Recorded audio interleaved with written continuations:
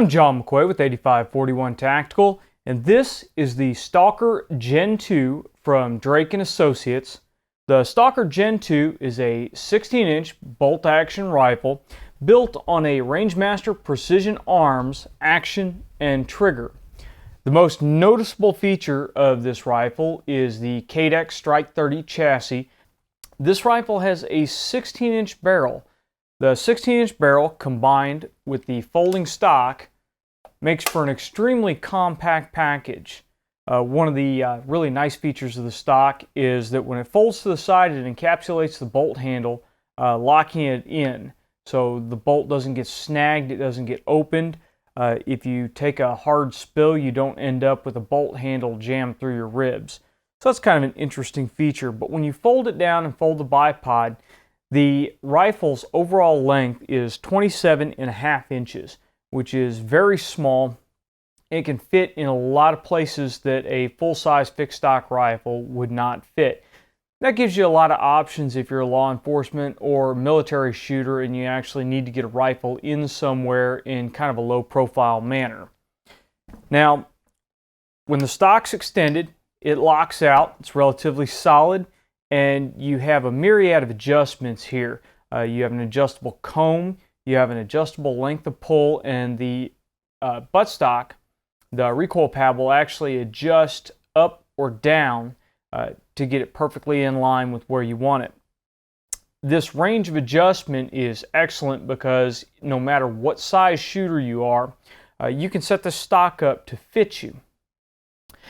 Now, as we come forward on this chassis, you see there are rails just about everywhere, and this is one of the complaints that shooters have had with this chassis system. But one thing that I want to make sure I mention is these side rails and the rail space on the bottom are removable. You can take the rails off, you can put the rails on where you want them, so you can configure the forward end of this chassis however you need it. The top rail comes all the way back and is bolted into the receiver, so it's a one-piece top rail. And this brings up another concern that shooters have expressed to me about this system, that the sight height is extremely high. Now, this may look kind of awkward at first, but it really does not make a difference except at contact range. At contact range, you have to take it into account because you're dealing with mechanical offset. You're not dealing with ballistic curves anymore. At long range, it doesn't matter because your ballistic calculations will take care of the sight offset. Additionally, the old school rule of thought was you wanted to get the scope as close to the bore as possible, but that was when we were dealing with the old hunter style stocks with non-adjustable combs. With an adjustable comb, you can raise the comb up to get your eye lined up with the optic system no matter how high it is over the bore. So that's really not an issue. I'm not entirely certain why Cadex decided to make the rail as tall as they did. Obviously, since there is a cant to the rail, it's already built in. There has to be some height at the rear of the rail versus the front of the rail, but there really is a lot of meat here. That may have been to fulfill some requirement at some point in time. I'm not sure. But overall, once you actually get on the system and start shooting it, it makes no difference whatsoever. Now, the Rangemaster Precision Arms Quad Light Action is a 4-lug action. It has a very short bolt lift and a very smooth bolt throw. The short lift and the smooth throw combines to make this a very fast to operate action. One thing that I did notice about this action versus other short throw action or short lift actions that I've used is it takes a little bit of extra effort in cocking it. Once you fired and dropped that striker, it takes a little bit more effort to lift it than, say, an Accuracy International. It's not a deal breaker, it's just something you need to be aware of. It is a heavier bolt lift. However, I didn't find that to be a problem when I was trying to run the gun fast, mainly because of the method I use to run the bolt is I'll plant my thumb back here on the tang and bring it up with my hand, and that gives me a little bit of extra leverage. So that allowed me to run the bolt very fast. The safety is in the same position as where the safety would be on a Remington 700. Now we come down to the trigger. As I mentioned, this is a Rangemaster Precision Arms trigger. The trigger is a 2-stage trigger and it is fully adjustable. You can adjust take up, you can adjust the pull weight. You can even adjust where the trigger is placed in relation to the grip. You can loosen up the cross screw here and slide the actual trigger forward or back, because some of us have different length trigger fingers than others. So this allows you to set up the trigger in relation to the grip and still be able to get that perfect trigger finger placement on it. That's something very nice to have. The trigger was an absolute joy to operate on this rifle. I'm used to two-stage triggers, but this trigger is extremely nice. It has a very light take up and a very, very crisp break. Once you take it up and you get to that second stage, it breaks really cleanly, very nicely. Now, one of the interesting features about the RPA action is the way it ejects the case. We're usually used to Remington style ejectors where they're spring loaded and they're constantly putting pressure against the back of the case. It's usually the other side of the case is held by either a claw extractor or a spring clip or something in there, and when the head of the case clears the ejection port, the spring plunger just forces the case out the side. This works. The problem that you can have with these kind of systems is if you get gunk or brass shavings down in the ejector, it can jam it up. Additionally, it's always going to try to kick the cases way out of the ejection port. What Rangemaster does on theirs is on the back of the port side lug, there is a pin that protrudes. This pin also comes through the bolt face, and that's your ejector.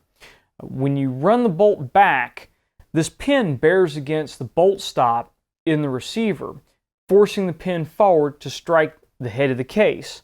When it strikes the head of the case, it provides that sideways leverage to kick the case out of the ejection port. Now, the benefit of this is if you run the bolt slowly and you just bump it against the back of the bolt stop, then the case will just drop out of the ejection port. If you run it hard and slam it against that bolt stop, then it'll fling the case pretty good out the side of the rifle. This allows you to drop the cases where you need to them based upon what you're doing at the time.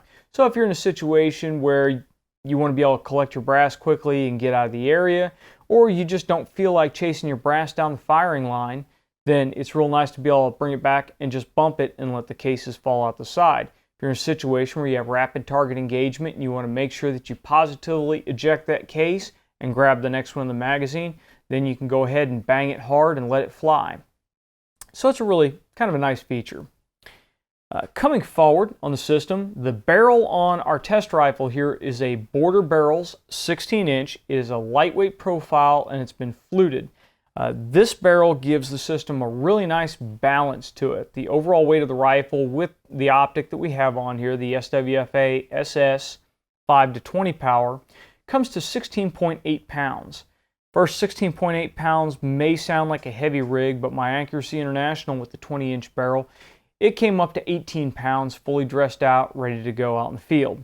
So this rig is not an overly heavy rig, and it balances extremely well. It's actually a little bit tail heavy, as you can see when you grab it underneath the mag well. So it's a fairly good system the way it's set up here. The 16-inch barrel gave us decent velocities with 175 grain Black Hills ammunition, a little bit less velocity than you expect with a 20-inch barrel, but still fully capable of its role inside 800 yards.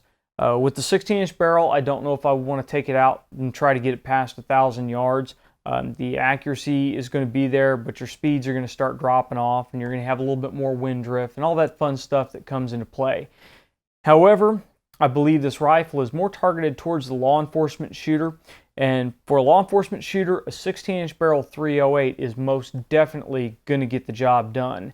And the added advantage of having the shorter barrel and the folding stock and being able to run the system extremely compact is a great advantage. A lot of us that have done the law enforcement gig know that those trunks get incredibly full and you start really having problems trying to fit gear in. So a rifle that folds up nice and compact is really nice in the storage mode as well. Now the front of the rifle here, this is a Rangemaster brake. The brake on this rifle is extremely effective. It really cuts down recoil. However, it does add significantly to the muzzle blast. you do get quite a bit of concussion coming out of this. And you would expect with a 16-inch barrel on a 308 to have quite a bit of muzzle blast to begin with. Since the brake vents it out to the side instead of forward, then if you have any structures on the side of you, say for instance a concrete wall, a bench, a vehicle, etc., then that blast is going to reverberate off the side and it's going to come back to you. When I initially took it out to test it, I had a concrete shooting bench on one side and I had to stop shooting and double up my ear pro because the concussion was reflecting off the bench. Now when you get out into the open, it's really a non-issue because the blast can move out to the sides cleanly and you don't have to worry about it reflecting back and striking you.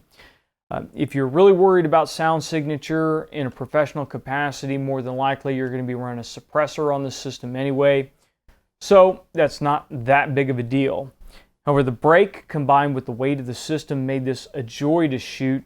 It was very easy to stay on target to spot impacts, and it really was a nice system to run. So this is a highly effective brake. The bipod that came on the system is a LaRue modified Harris bipod. It has the LaRue locking lever on it and a LaRue tension knob on the back here. Otherwise, it functioned exactly like a standard Harris bipod. We didn't have any problems with it at all. The Cadex chassis uses an AICS magazine system, so if you have other rifles that utilize the AICS, it'll work just fine. The AICS is one of the better magazine systems that's out on the market for bolt-action rifles right now. It's been a proven system, and I like to see more manufacturers using it because it's kind of the de facto standard in bolt-action rifles. Now, the chassis that the Rangemaster Action is sitting in is slightly different than your regular off-the-shelf Remington 700 Cadex Strike 30 chassis. This chassis employs a steel-on-steel bedding system. Inside the chassis, inside the inlet, are steel rods that the Action bolts into. So you actually get a nice solid mating surface that is less prone to wear than, say, an aluminum bedding block. In theory, because there is less instability in temperature changes between the steel block or steel receiver and the aluminum chassis, you should see a little bit more accuracy. However, I don't know that it's something that you would be able to test outside of laboratory conditions. However, I do like the fact that that shows that there is some attention to detail and that Drake & Associates is really thinking when they're putting these together, trying to go above and beyond. Now, that's all the good stuff on the rifle. Now we'll come to some of the drawbacks that we saw while we tested it. The first drawback was sometimes the rifle would not eject the cases as forcefully as I had hoped. In fact, sometimes we had it drop the case inside the receiver.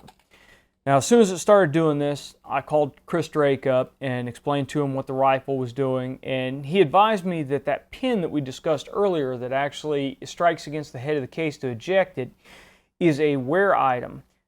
It is expected to be replaced at the end of its service life, and this rifle has been passed around and gone through a lot of use. So he advised that that pin is probably getting worn. It's probably time to replace it. So we didn't have a lot of trouble with it, but every now and again it would either just dump a case out to the side or it would fail to eject. The other issue that we had was the magazine would occasionally disengage from recoil. I've been using bolt-action rifles, I've been using magazine-fed rifles for quite some time, so I'm well aware that when you insert a magazine, you need to tug down on the magazine to ensure that it is actually seated and latched into the system. So I do that each and every time I insert a magazine. I give it a little tug just to make sure it's latched in there. Periodically, we would fire a shot and the magazine would drop. There was actually one string where I was recording that it did it on each shot.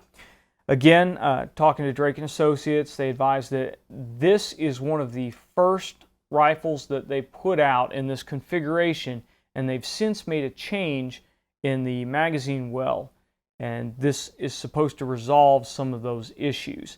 I anticipate that that's something that will be resolved fairly quickly before production rifles go out the door, because it's definitely something that would become annoying fast. It didn't do it all the time, but it did it often enough that I was sure it wasn't something I was doing, and I switched out through a couple of different magazines to make sure it wasn't the magazine that was not cooperating with the system. It did it both with the Accurate mag that came with the system. It also did it with both of the AICS magazines that I tried in the system. Those are both issues that I believe are resolved, and if you purchase a Stalker Gen 2, I don't believe that you're going to have those issues in the finished product. So I mention them only because they're something that we actually did see in the test rifle while we were working with it. Now, one thing that is kind of an ergonomic issue that bugs me a little bit about this rifle is the placement of the safety.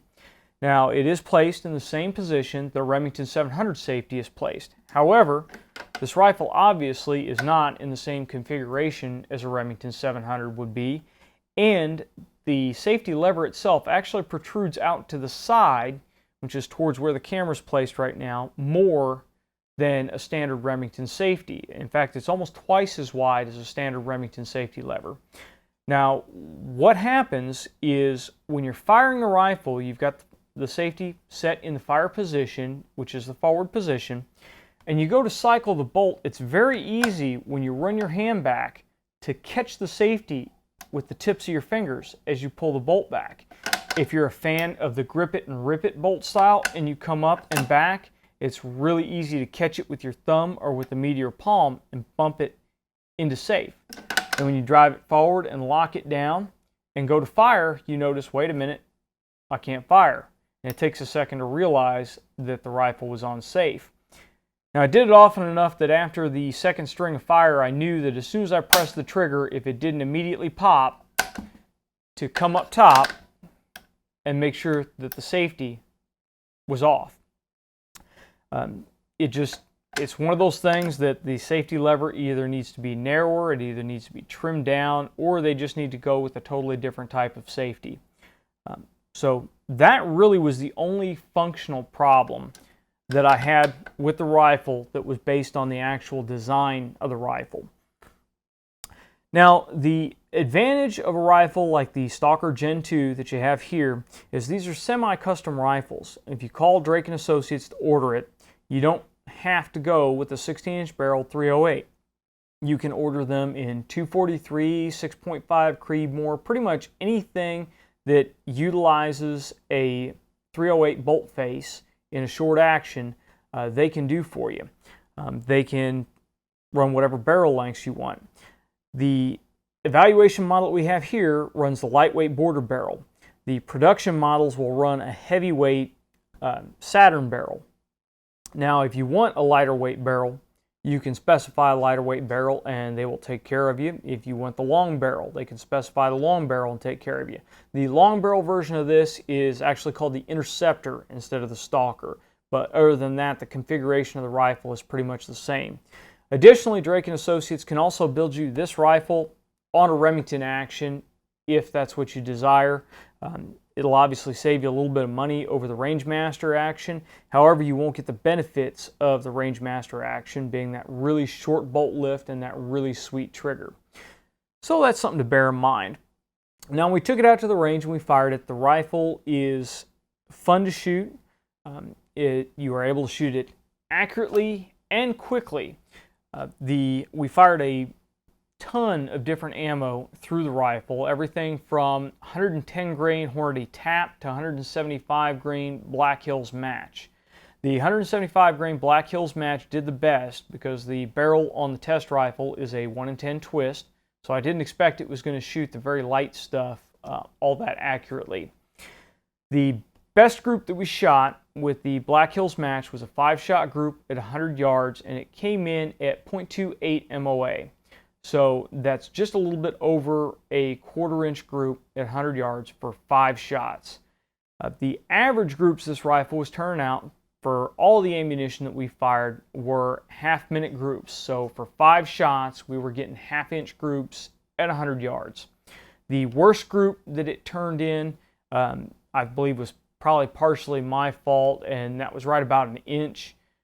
The Hornady Tap, the 110 grain Tap, it turned out the worst groups across a couple of boxes of tap. We shot mostly 3/4 inch groups with the Hornady tap.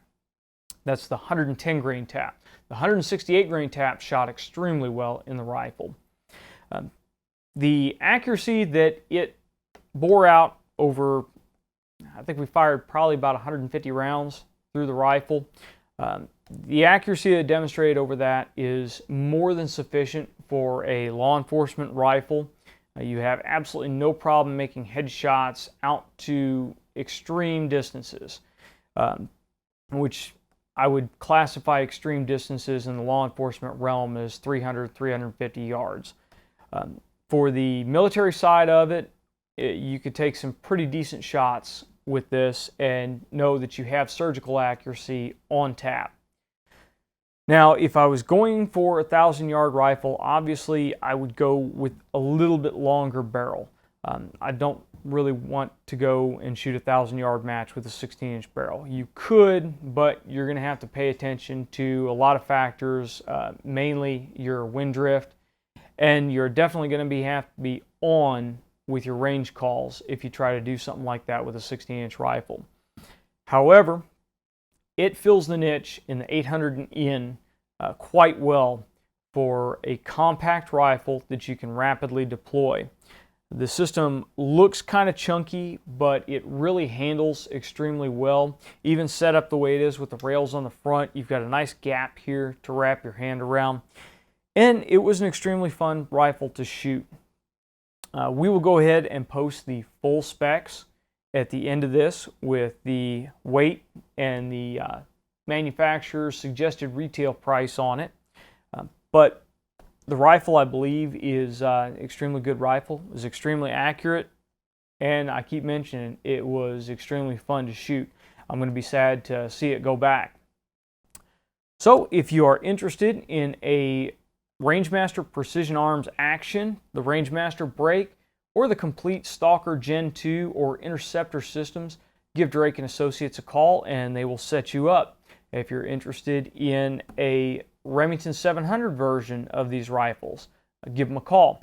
There is also a 300 Win Mag version available for this system with obviously the longer barrel and the correct chassis for the long action Remington.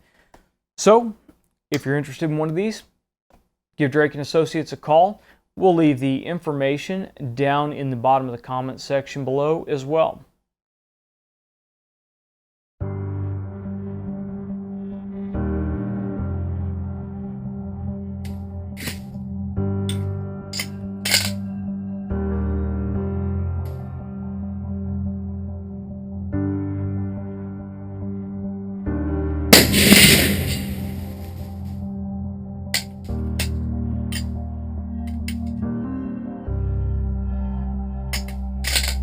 $24.45.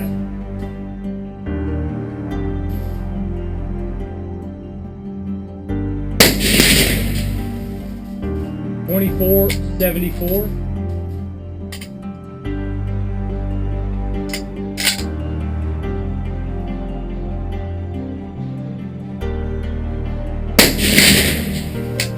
$24.71.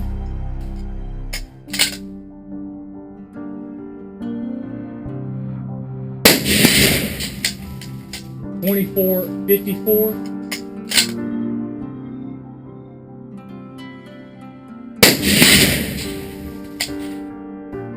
$24.60.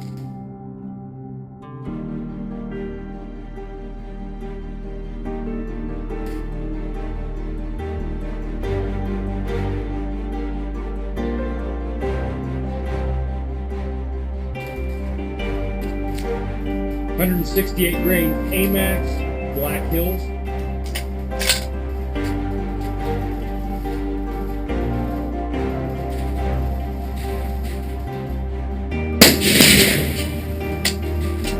$25.76.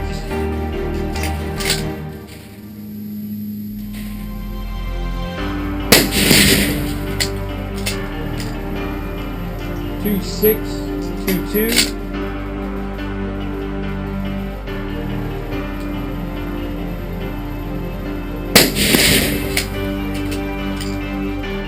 2588.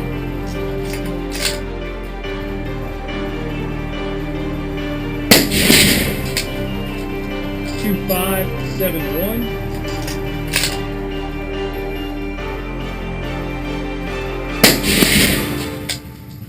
2603.